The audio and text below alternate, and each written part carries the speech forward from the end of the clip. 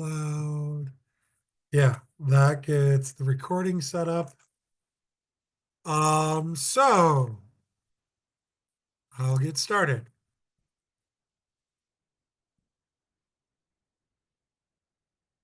Again, sorry about any potential confusion with the meeting link. I made a mistake, but you all were consistent with each other, so it's okay. But that would be why, if you look at the meeting name here, it's going to have the wrong name on it. Um, and yeah. But the meeting's being recorded. The recording will be put up on Blackboard. You're all here for the class. So, reminder, homework number 1 on chapters 1 and 2 is due on Thursday this week. Please turn it in class. These 10 problems. I show your work. They are in the, well, I attached where the problems are, and they're in the add-on material for the text, so should be okay.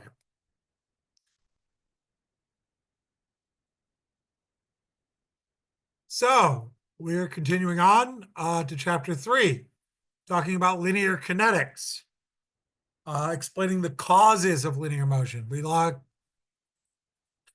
talked about kinematics, describing that motion. Now let's talk about causes of that motion. So we're going to talk about Newton's 3 laws. We'll apply Newton's second law of motion to determine the acceleration of an object if the forces acting on the object are known. We'll also apply Newton's second law of motion to determine the net force acting on an object if the acceleration of the object is known. We'll define impulse. We'll define momentum.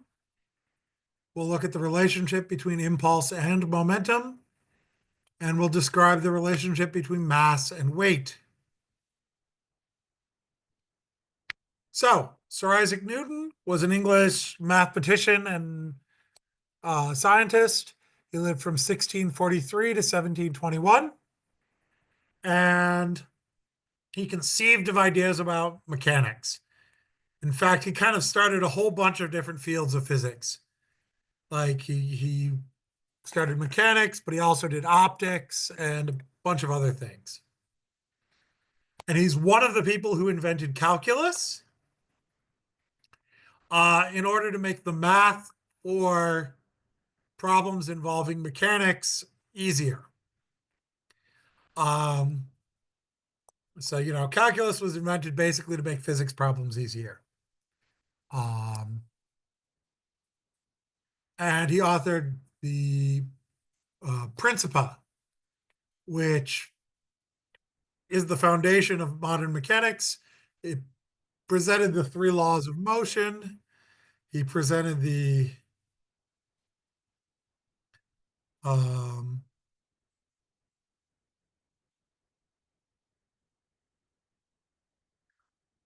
law of gravitation in this. In some of his other stuff, he also did optics, which is the basis for a lot of modern optics. He developed a lot of stuff. He was a very smart, if very odd guy.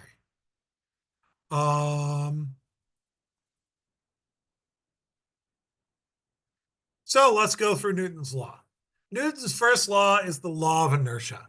It's the basic idea that inertia is resistance of an object to changing motion. So objects want to keep doing whatever they were doing. They want to keep going in a straight line at constant velocity. In order to change that motion, you need to apply a force. And the idea is that if there's no net external force, on an object, the object will not move if it isn't moving to begin with, and it will continue moving at a constant speed in a straight line if it was already moving. Basically, the idea of Newton's first law is that saying the velocity of an object will not change unless there is some external force acting on it. The natural state of an object is to keep going in a straight line at a constant speed. That's what Newton's first law is. Newton's first law says the velocity is constant if the sum of all the forces is equal to 0, or the other way around, if the sum of all the forces is equal to 0, then the sum of all the forces will be equal to 0 if velocity is constant. So constant velocity implies that all the forces add up to 0, and all the forces adding up to 0 implies that velocity is constant. So the sum of all the forces is the net force, the total force, and v is the instantaneous velocity. It will be constant.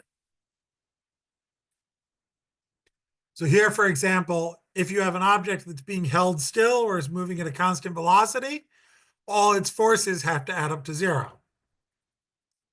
So here we have a dumbbell that's being held still in the hand. The reaction force pushing up will be equal and opposite to the weight pulling down. And I just realized in the solution to one of the problems I did, I used the wrong symbols. Oh well, I can change them.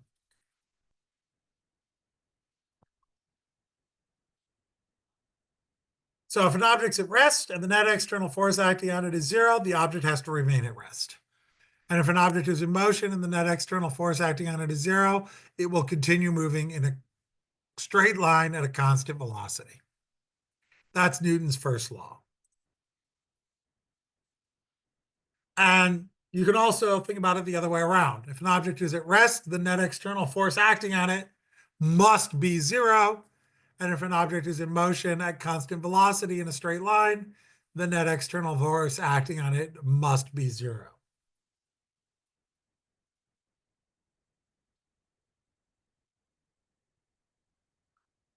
There's also linear and to describe, the state of motion and resistance to change, we have linear momentum. So linear momentum here is mass times velocity. This is the only textbook I know that uses L for linear momentum, but that is what they are using. So momentum is kilograms times meters per second. Mass, it's mass times velocity, mass in kilograms times velocity in meters per second. And it quantifies the current state of motion and the resistance to change of that motion. Because the bigger the mass is, the harder it is to change your motion. And you can reword Newton's first law to say that linear momentum is constant if the net force is 0. This can be useful for analyzing a group of objects or a system because all the forces between objects are internal forces, so you'll have equal and opposite forces that will cancel each other out.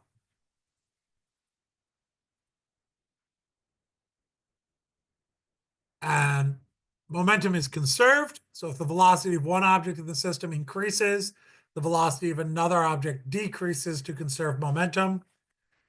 Initial momentum equals final momentum. So m1u1 plus m2u2, these are the initial u's being the initial velocities, equals m1 v1 plus m2 v2.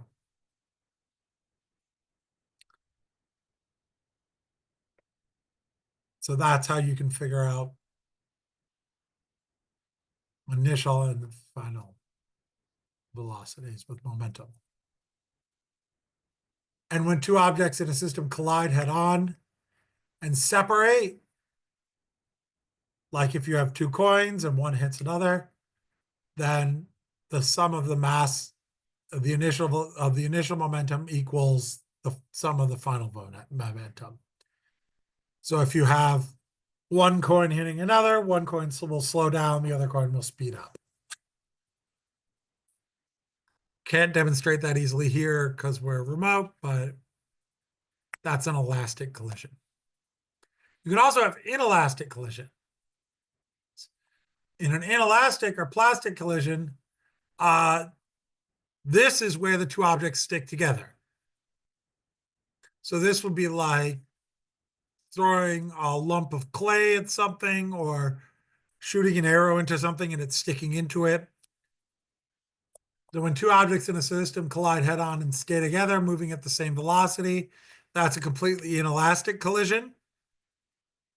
So the sum of the initial momentum equals the sum of the final momentum is still true, but because the two objects stuck together, it's m1u1 plus m2u2 equals m1 m2 times the final velocity.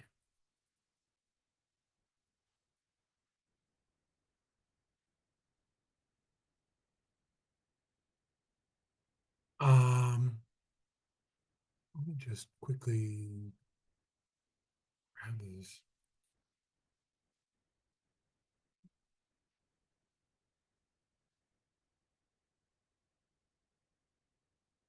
So here is a problem with that. So remember, this is our formula: mass 1, velocity 1 initial plus mass 2 velocity 2 initial equals the sum of the masses times the final velocity. So if you have a 0.1 kilogram arrow moving at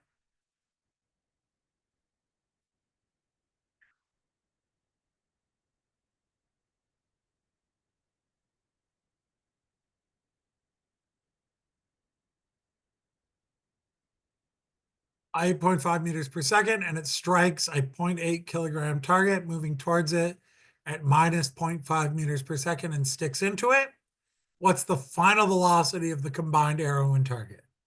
So I'll give you a bit to work that out.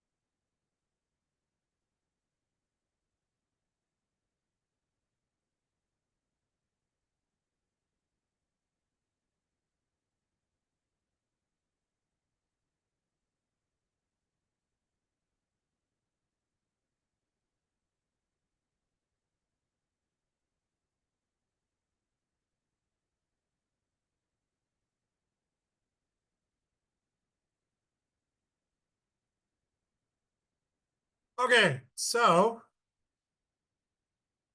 let's start by listing what we know. We know we have an arrow, mass 1 is going to be 0.1 kilograms. The arrow is 0.1 kilograms, mass 1. Mass 2, that's the target, that's 0.8 kilograms. Um,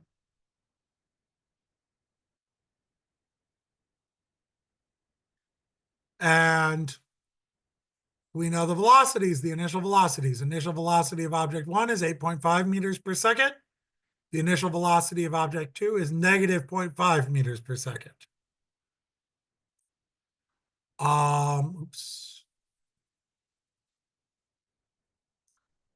And what we're looking for is the final velocity. So our formula, we're going to use the fact that the sum of mass times initial velocity is going to equal sum of mass times final velocity. And our formula, because it's a completely inelastic collision, is going to be mass 1 times initial velocity 1 plus mass 2 times initial velocity 2 equals mass 1 plus mass 2 times final velocity. So that's 0.1 kilograms times 8.5 meters per second plus 0.8 kilograms times minus 0.5 meters per second equals 0.1 kilograms plus 0.8 kilograms times the velocity, v. So 0.85 kilogram meters per second minus 0.4 kilogram meters per second equals 0.9 kilogram times velocity. That's 0.45 kilogram meters per second. That's our total momentum. That equals 0.9 kilograms times the velocity. That's our total mass. So our velocity is 0.5 meters per second. That is our final velocity. Any questions?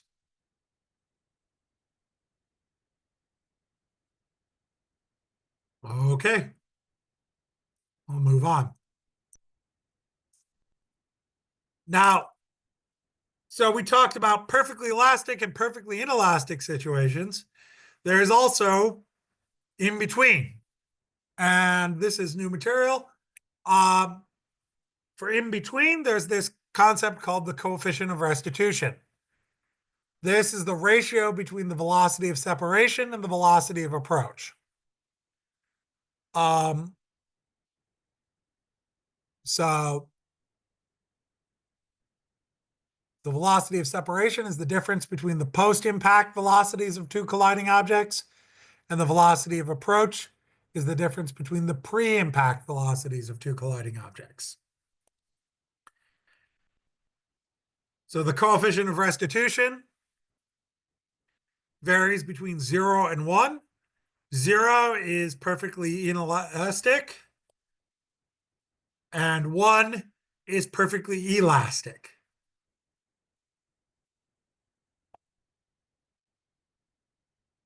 So the coefficient of restitution E is the difference between the incoming velocities. The difference between the final velocities divided by the difference between the initial velocities. So V1 minus V2 over U1 minus U2. The initial velocity of object 1 minus the initial velocity of object 2 divided by the final velocity of object 1 minus the final velocity of object 2.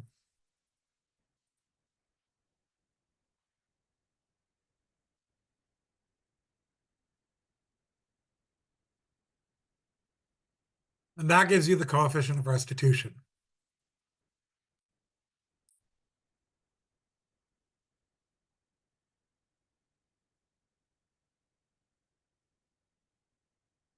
And it has a value range. It goes from 0 to 1.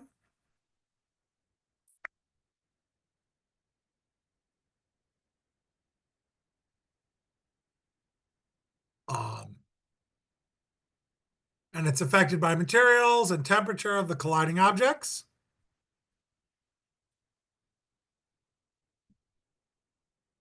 And rules for sports will specify values of this coefficient of restitution for the integrity of the game and safety.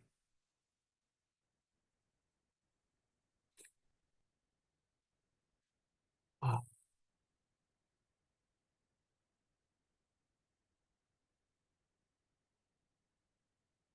I think there should also nominally be an absolute value there. Because I believe this will usually actually, if you keep track of all the signs properly, this will usually end up negative. At least the way it's written here. Let me quickly check.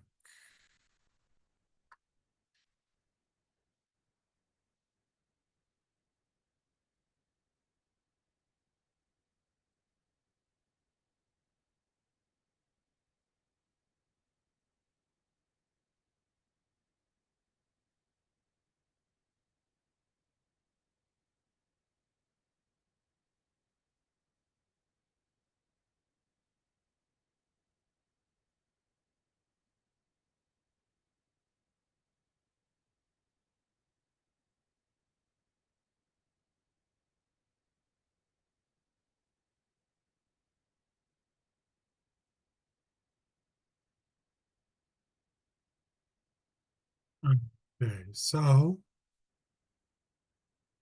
and rules for sports will specify values for E to, make sure things aren't too bouncy and so on. Yeah, this should be have an absolute value on it because normally this will end up negative.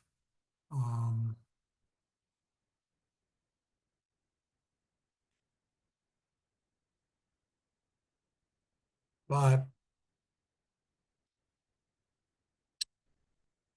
it also turns out one of the effective ways you can measure this is by dropping an object and measuring how high it bounces. Because when you drop an object, the bounce height, the ratio of the bounce height to the drop height, the square root of that is the coefficient of restitution. That's because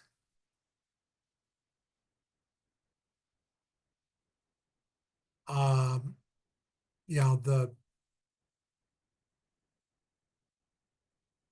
height is proportional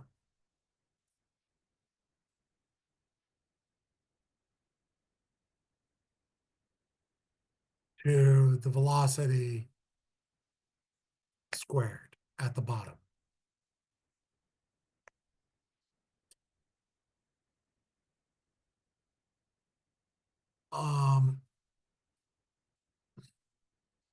You can do that with energy. You can do that with just the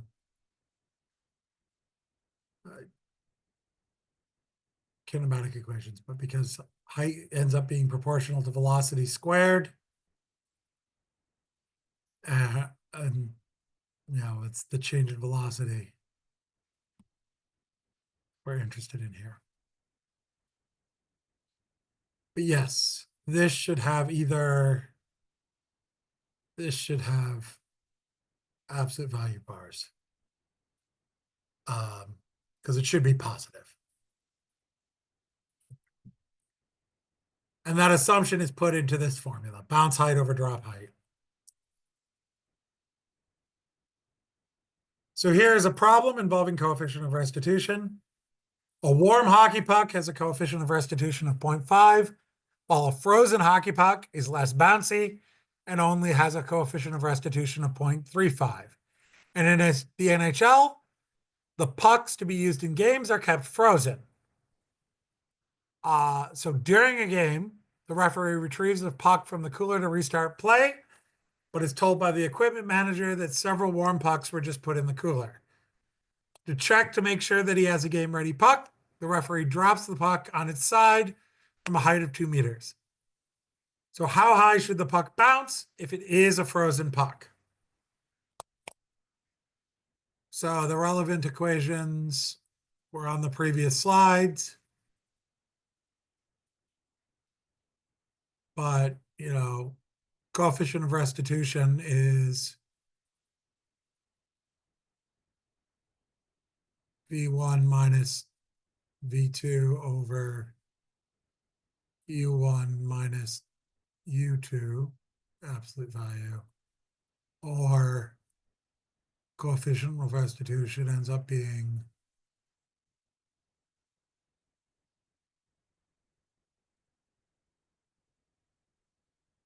the height of the bounce over the height of the drop, square root.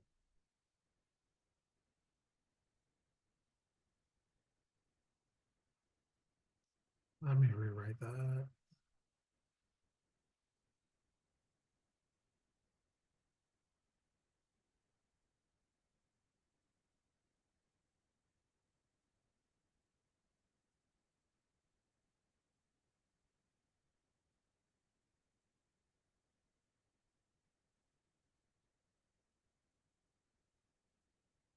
So I'll give you a few minutes to work on that.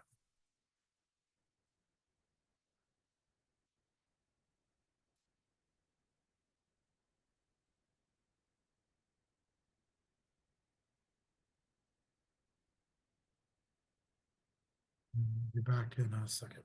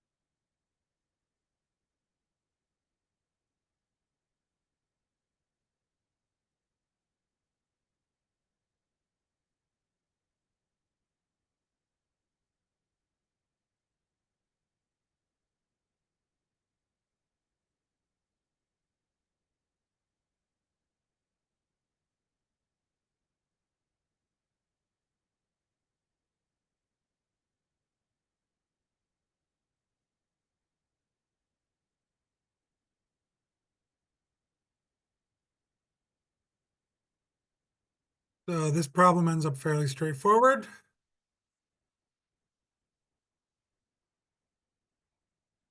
So let's start by going over what we know.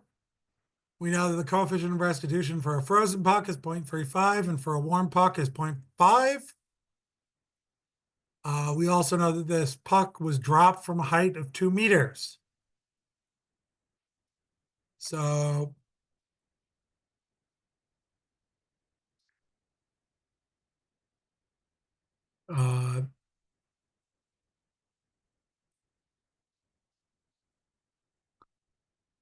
coefficient of restitution is, absolute value of V1 over V2,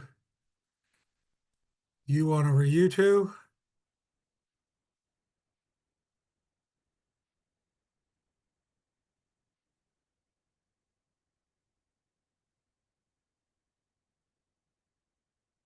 or in terms of bounce height and drop height, the coefficient of restitution is the square root of the bounce height over the drop height. So the coefficient of restitution squared is the bounce height over the drop height. So the bounce height will be the coefficient of restitution squared times the drop height. So if the puck is frozen, the bounce height will be 0.35, the coefficient of restitution for a frozen puck, times 2 meters, the height it was dropped from.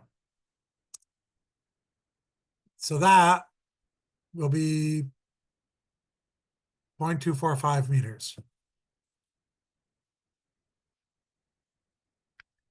And that's how high. So 24.5 centimeters is how high the puck should bounce.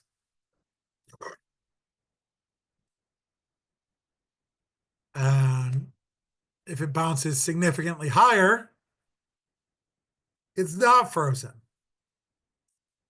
And is not game ready. Because a warm puck will bounce much higher. The warm puck, if you run through this calculation, 0.5 squared times 2 meters, will bounce half a meter. So like twice as high.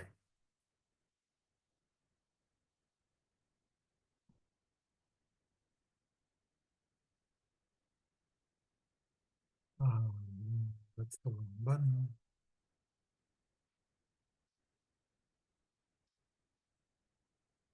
Now, Newton's second law relates force and acceleration.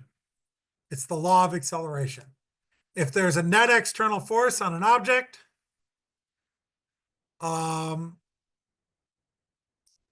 then the object will accelerate in the direction of the net external force, and its acceleration will be directly proportional to the net external force and inversely proportional to its mass.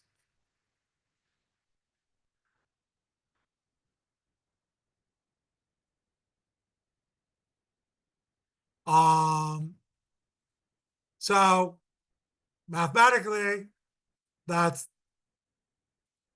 the average net force. The net force equals mass times acceleration.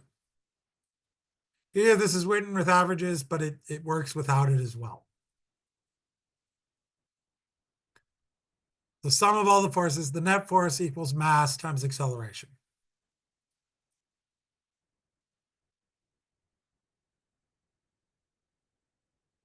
And F equals ma here is a cause and effect relationship. Forces cause acceleration. Acceleration is the effect of forces. So if you have a force, you will have an acceleration.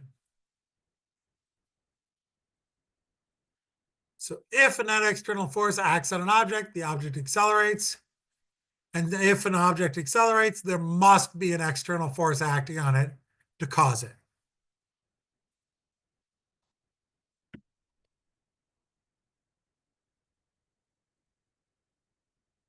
So let's say you're lifting a 4.5 kilogram bar upwards in your hand.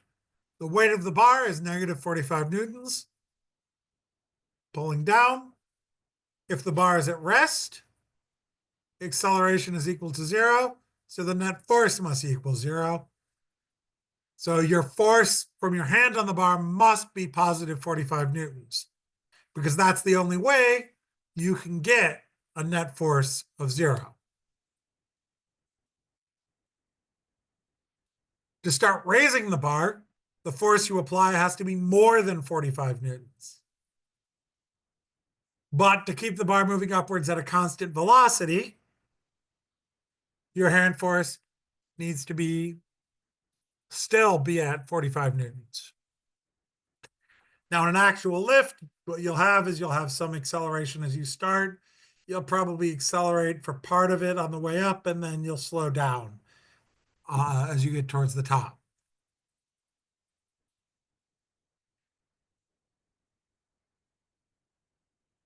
But to keep something moving upwards at a constant velocity, you still need positive 45, equal. That's zero force. And to bring the bar to rest at the end of your lift, your hand force needs to be less than 45 newtons because it needs to slow down. You need to accelerate in the negative direction. And then to keep the bar at rest at the top of your lift, your hand force needs to be, again, 45 newtons. So generally, you'll do more to start the motion, less to end the motion, but in general, you will be applying a force of 45 newtons. While rolling a 4.5 kilogram bar on the floor is a lot easier, because to start rolling the bar, your hand force just needs to be bigger than friction. And to keep the bar rolling across the force, your hand force just needs to be equal to friction. And the friction force when rolling a bar across the floor is much lower than the weight of the bar. And again, to stop the bar rolling across the floor, you have to resist the motion of the bar. And to keep the bar from rolling the floor, your hand force can be zero, where no horizontal force acts on the bar. You can just leave it sitting there with no force acting on it.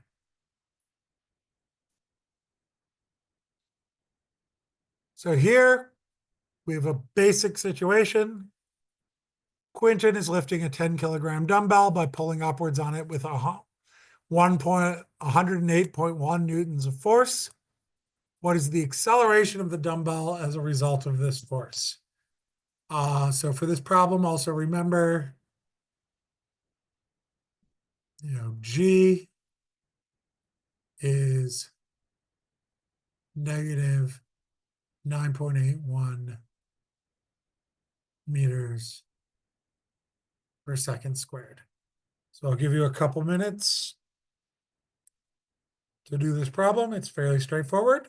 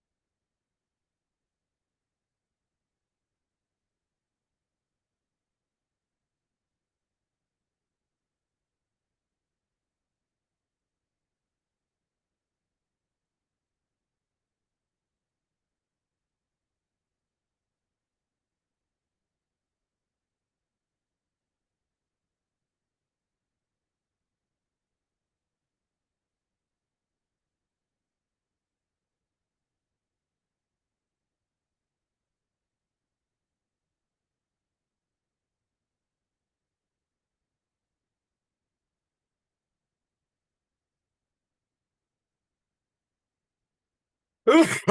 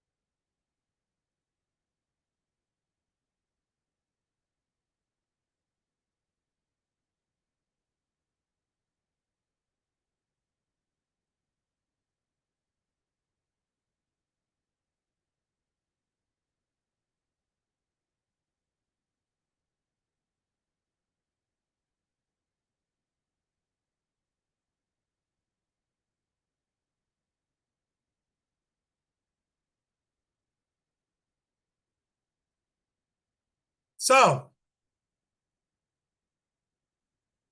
if Quinton's lifting a 10-kilogram dumbbell, let's list what we know.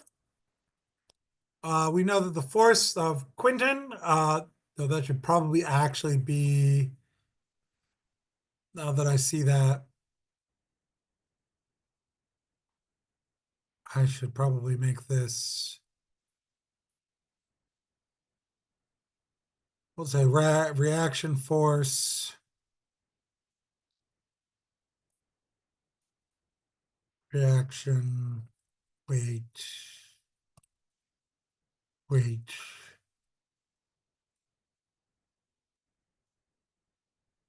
Just trying to match the terminology. Sorry. The reaction force from Quinton is 108.1 newtons up. The mass of the dumbbell is 10 kilograms. The G, the acceleration due to gravity, is negative 9.81 meters per second squared. And we're looking for the acceleration of the dumbbell. So the formula is force equals mass times acceleration. That's the sum of all the forces. Well, the forces on this dumbbell, we quickly sketch it.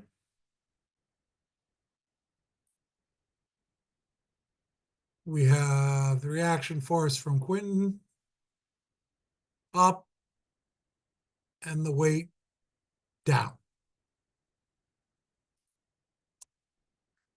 So the reaction force plus the weight equals mass times acceleration. Additionally, we know weight is mass times G. So if we combine those equations, we get the reaction force plus mass times G equals mass times acceleration. And now we can plug in numbers. So 108.1 newtons plus 10 kilograms times negative 9.81 meters per second squared equals 10 kilograms times acceleration. So 108.1 newtons minus 98.1 newtons equals 10 kilograms times acceleration. So 10 newtons equals 10 kilograms times acceleration. Acceleration will equal 1 meter per second squared in this situation.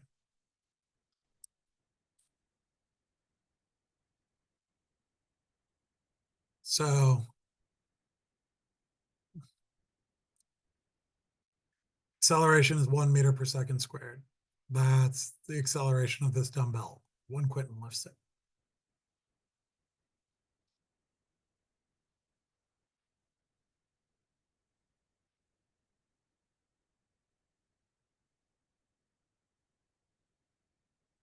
Everybody got that? Now, force can also be related to momentum. We can tie impulse and momentum. We can tie force and momentum together through the concept of impulse. So the acceleration at some instant in time, force equals mass times acceleration.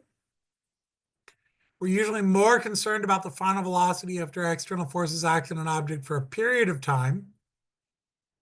So if we substitute, so if this is the average force, and this is the average acceleration is final velocity minus initial velocity over final time minus initial time. And if we substitute that into force equals mass times acceleration, force equals mass times final velocity minus initial velocity over delta t. We can multiply both sides by delta t. Force times delta t equals mass times final velocity minus mass times initial velocity. And this simplifies to add the average force, the average net force times the time equals mass times the change in velocity.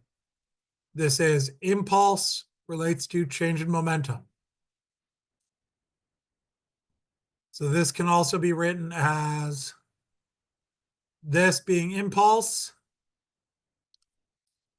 and this is change in momentum. So this is delta mv.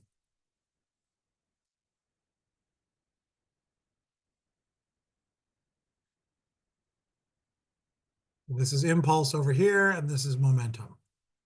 And I'm going to clear all this because I'm having weird bugs. Okay.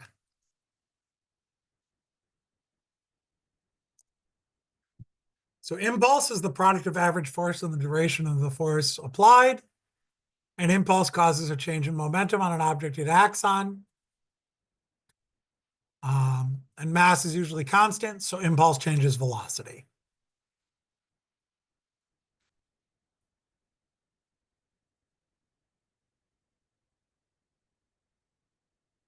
Impulse is equal, you can get an equal change in momentum from a large force. So this helps you understand the idea that you can get the same change in momentum from a large force over a short time or a small force over a long time.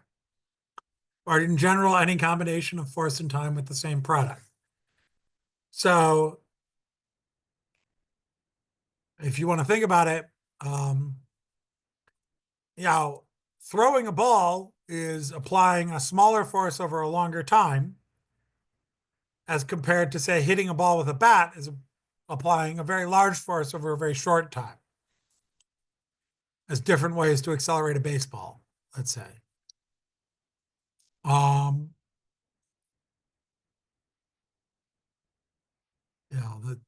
That's sort of the general idea here. You can have a large force over a long time or a large force over a short time or a small force over a long time and get the same final velocity. So things where impulse is being used to increase momentum, throwing, hitting, push off, just generally thrust. And a lot of times technique in sports, the force you can apply is a function of like your muscles. So it's harder to increase that. But you can often increase the duration over which you apply it using better technique. In a specific, increasing the duration of force application in a specific direction. So this is why, things to get, like better throwing technique involves increasing the length over which the throw occurs because that increases the time over which you apply force. And so that increases the momentum of the object at the end.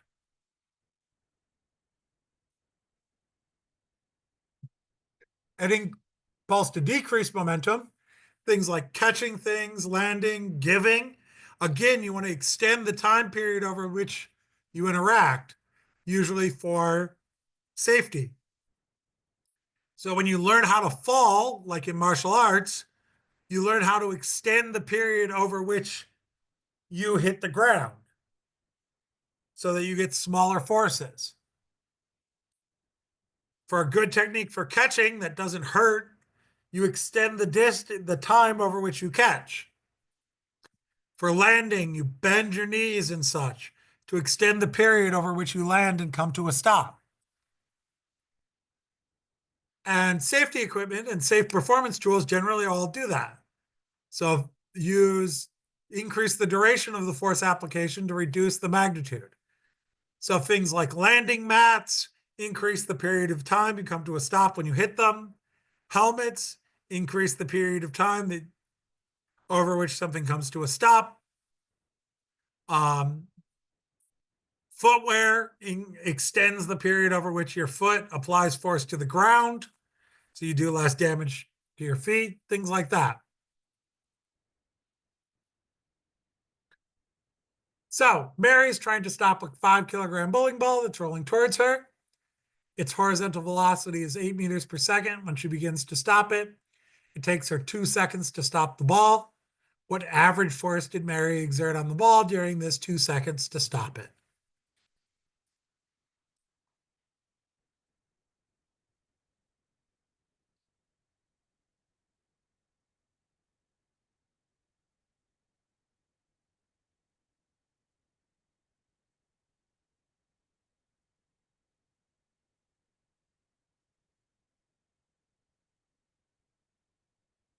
So what we're looking for is average force.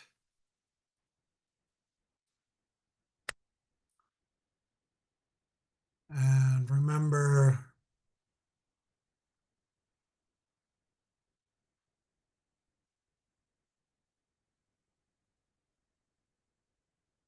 average force times delta T is going to be mass times final velocity minus initial velocity, as you saw in the previous slides.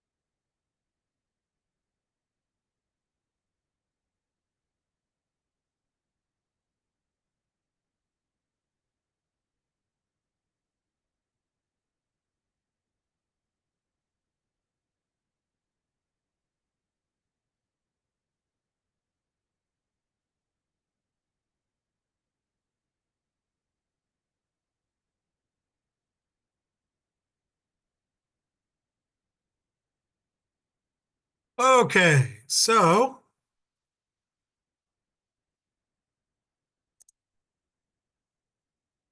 let's list what we know. We're looking for the average force.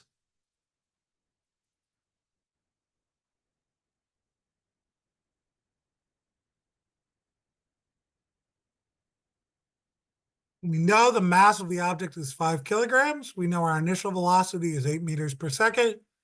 We know our final velocity is 0 meters per second. And we know the time this took was 2 seconds. So we know average force times delta T equals mass times final velocity minus initial velocity.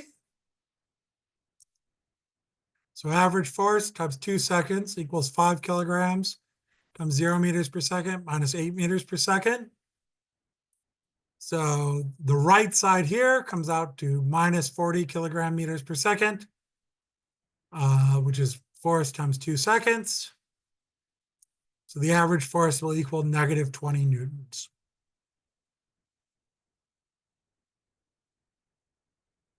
Any questions? Okay, I'll keep going. Now, Newton's third law is the law of action-reaction.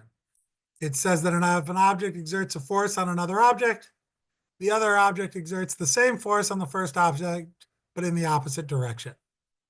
This is sort of the law of equal and opposite. When you push off the ground pushes back on you, equal and opposite. That's how all forces work. They come in pairs. So the law of action-reaction, for every action, there's an equal and opposite reaction, and there are two bodies involved whenever a force is exerted. The forces on each body is the same in size, but in opposite direction. They're mirrored pairs, and these hold true even when the bodies are of significantly different masses. The effect on each body is explained by Newton's second law. So that's why when you push off the ground doesn't seem to move because it's much, much, much more massive than you. So here we have two figure skaters crashing into each other. Tanya crashes into Nancy while they're practicing in their figure skating routines. Tanya's mass is 60 kilograms and Nancy's mass is 50 kilograms. Just before the collision occurs, Tanya's velocity is 5 meters per second and Nancy's velocity is 6 meters per second in the opposite direction. During the collision, Tanya exerts an average force of 1,000 newtons against Nancy. How big is the average force Nancy exerts against Tanya during the collision? I'll give you a minute or so to work this out.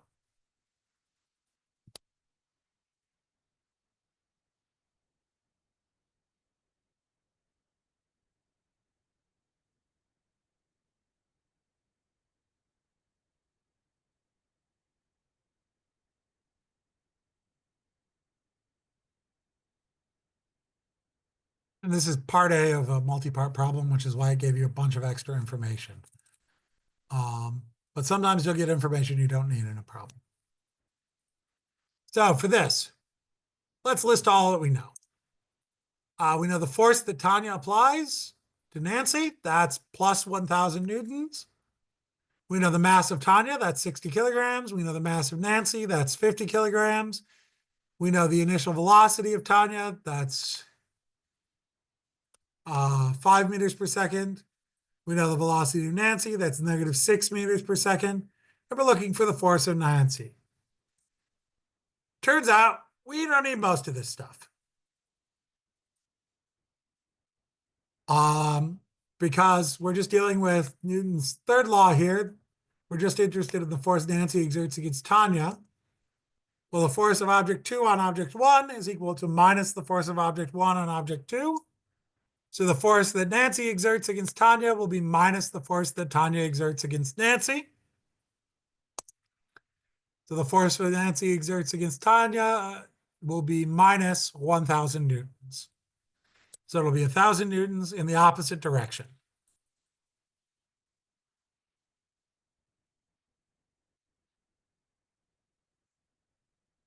Any questions? Okay, we'll keep going. That's Newton's third law. It's fairly straightforward. And lastly, we'll talk about the law of universal gravitation, something we didn't quite get to last semester. So this is the more general way of expressing how gravity works. So all bodies are attracted to each other with a force proportional to the product of their masses and inversely proportional to the square of the distance between them. When we think about stuff on Earth, Earth is a very large mass. And so it dominates all gravitational attraction. So this is the general formula for gravity. Force equals big G, which is the universal gravitational constant, times mass 1 times mass 2 divided by the distance between the two objects squared.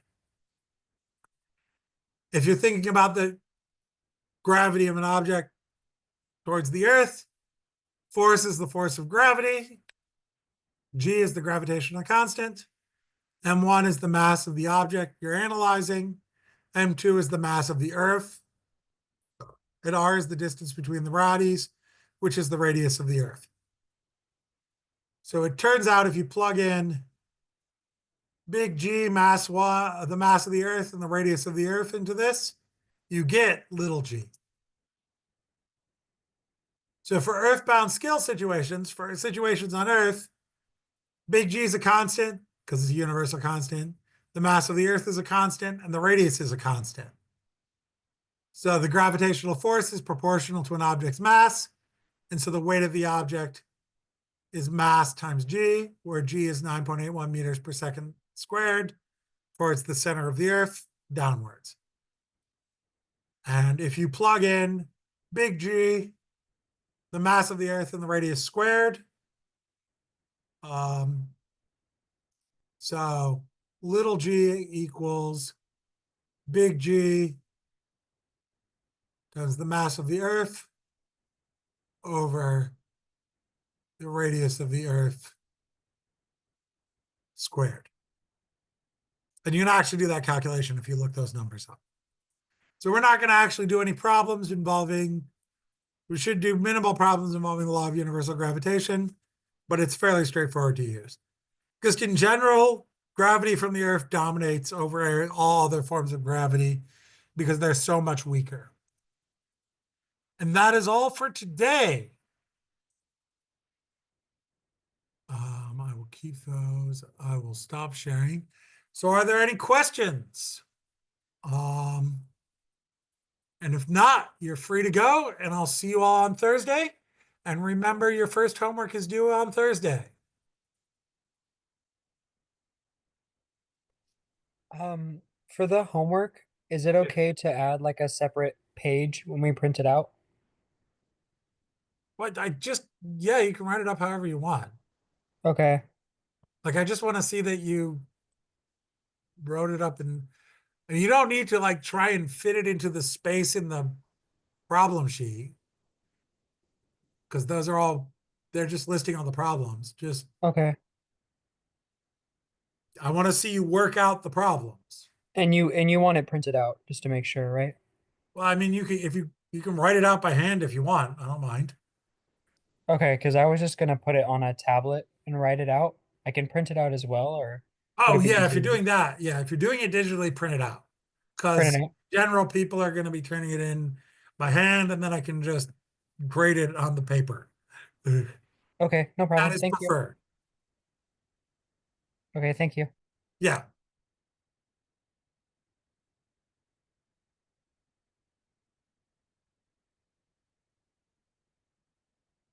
Okay. I'm going to end the meeting.